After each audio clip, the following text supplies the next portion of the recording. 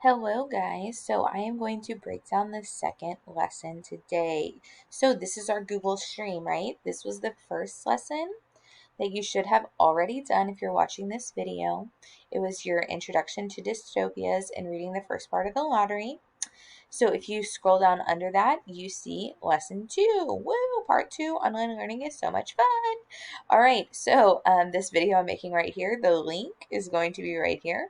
So then you can just jump down and start in your directions, right? So the first thing I'm going to have you do is you're just going to watch a quick 5-minute video on how to recognize a dystopia, right?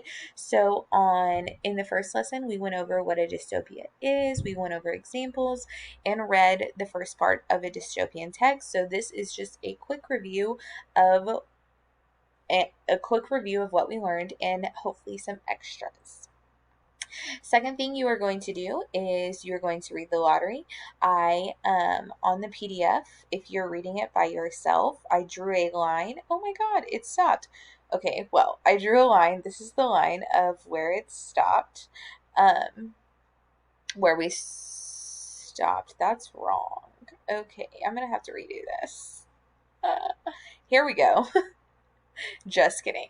Okay, so you have page 1, page 2, page 3, and then this is where we stopped on in lesson 1, right? So then we are going to read all of this part, and most of it's talking, so it's pretty good. And there you go. If you are not reading it by yourself, this is the first part, right? So you'll see right here, you need to start at 9:27. That is where we left off. And then it goes and rolls into this video. This video should automatically play after this one, but just in case it doesn't, the link is right here. But this is the remaining part of the text because it does cut off in this video. All right, so you're going to finish reading that, and then you are breaking down questions, right? So, I did make another video of me breaking down the questions I ask you in the discussion questions. It's just me going deeper into what I'm looking for, maybe helping you answer a little bit. I'm hoping that these are helpful. Then you go to your discussion questions, and there are 5, just like there were last time. One of them is even the same. Alrighty, so then you'll head back to Google Classroom after your discussion questions. So that is the 4th thing you do. And you're either going to, yes, watch the movie The Hunger Games, the first movie. Miss Sawyer, I don't have that for you. I don't know how you can get it. I know it's a super popular movie, so if you do have it, 100% take a break, go watch it. Or you can just watch these 2 videos right here, the last 2 that I have on here for you. And we are going to be looking at the reaping scene.